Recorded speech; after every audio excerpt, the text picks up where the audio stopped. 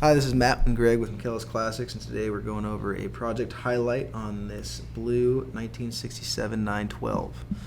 Customer brought it in for originally a PPI and a no start. He just wanted to kind of go through it. He's actually had it for a while, so I guess it wasn't really a pre-purchase inspection, but he just kind of wanted to see what was going on with it. He dropped it off saying it wasn't starting, but then he didn't even have a key for it, so I'm guessing that was the main reason, because we got it started up pretty quick there. Starting was pretty quick, and it's pretty easy to jump these things. And these are pretty common jobs for us, right? We get a lot of no starts. This was one of the easiest ones. Yeah. But it doesn't, people need to understand, it doesn't just, stop at the no start issue. Once you get it started, you realize there's a whole myriad of stuff that needs to be addressed at that point. So we kind of go in system by system and figure out, first from a safety perspective, you really look at fuel systems, brakes, Rust. Rust, which we'll get to on this one. There's a lot of it.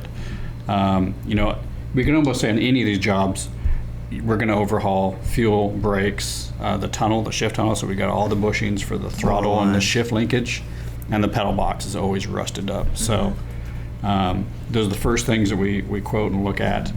And then once you get past that, you start recognizing that you start getting, bushing issues with suspension. You hear creaks, and you have to hit these things one at a time. One of the biggest things we found on this car, right off the bat, lifting up in the air, which a lot of people don't have the luxury of doing, is a big transmission leak, which likely is the rear main seal, and just a large amount of rust. On spotty patch jobs. Yeah, which is common on the 67, the long hood Porsches, and especially the short wheelbase. But yeah, it was definitely a lot of holes in the floor pans. I think they tried to replace some of the pans, not exactly correctly. It looks like one side of the entire pans were replaced, and there's a couple of patchwork jobs. You could almost change all these shift and throttle bushings in the tunnel from the bottom of the car through the pans. That's how bad some of the rust is. And it's tough. Once we start seeing these things on these types of jobs, you have to be cognizant in your recommendations, because especially on a 912, the body work can cost more than the vehicle's worth.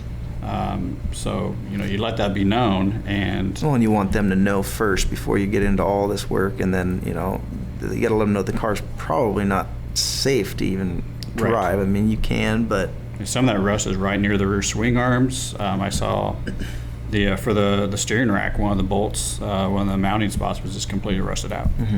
So it becomes a huge safety issue. And is there diminishing returns? Is this car worth fixing up? Is there sentimental value? That'd be one of the reasons to and there are some people who just don't care. Right, or just drive it into the ground. Yeah. But yeah, it can get to the point where it's dangerous, which this is probably one of the worst ones we've seen. We've seen worse, but those ones aren't really driving around anymore. Right. But yeah, rust with early 911s, it's very common. Everyone knows that. It's just certain spots like the floor pans, the front suspension pan, the rear bucket seats. It can be all over the place. And there are certain cars that we even have here that customers, they've got plenty of rust on the car, but they're still safe to drive. Right. It's just kind of where's that point.